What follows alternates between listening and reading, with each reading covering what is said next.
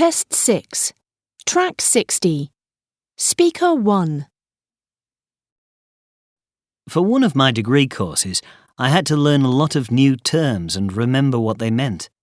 I used index cards for that, with the term on one side and the definition on the other, and I found it really useful to look at them whenever I had a spare moment.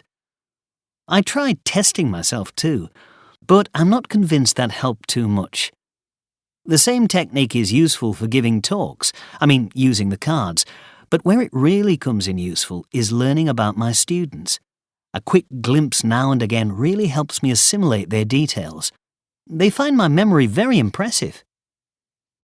Speaker 2. I studied philosophy, so I needed both to remember the theories, but also to really understand them. What I found most useful was rehearsing arguments with myself. Talking them through in my head.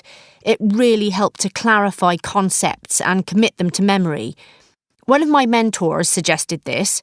I suppose it was good practice for oral exams too, and it's something I still do when I'm meeting friends who are really politically switched on.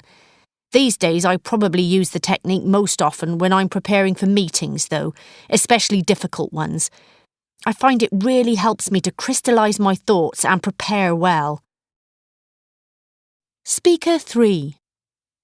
I wasn't great at remembering things until I took my driving test and had to learn the road signs for the theory part.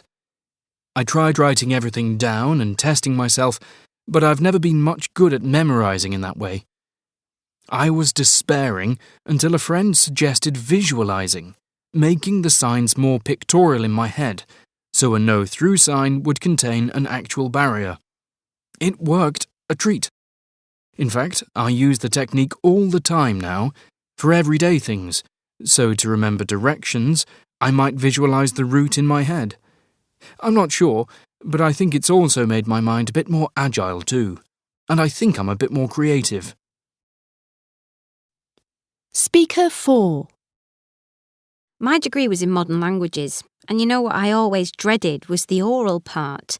My mind would go blank, and I'd really do myself a disservice.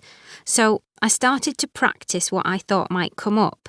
I'd say it over and over again in front of a mirror until I was word perfect. Rote learning, I know, but it worked for me. I'd also try to visualise myself in the exam situation, talking fluently and being successful. The method was quite useful in interviews after I left uni, but where it has really paid off is in giving talks and presentations in my job. It gives me so much confidence. Speaker 5. Most of the studying I've done has been content-based rather than skills-based, so lots of facts and information to learn and remember. For me, the best way of learning these was to use mind maps, trying to make logical connections between the information. I've used visualization techniques too, but I think my brain works in a very logical way, so using that helps me assimilate the information. It can be quite good in everyday life too, even with things as basic as directions. But where I think it works really well is with problem solving. Mapping a problem and all the advantages and drawbacks of different courses of action helps to clarify the problem in my mind.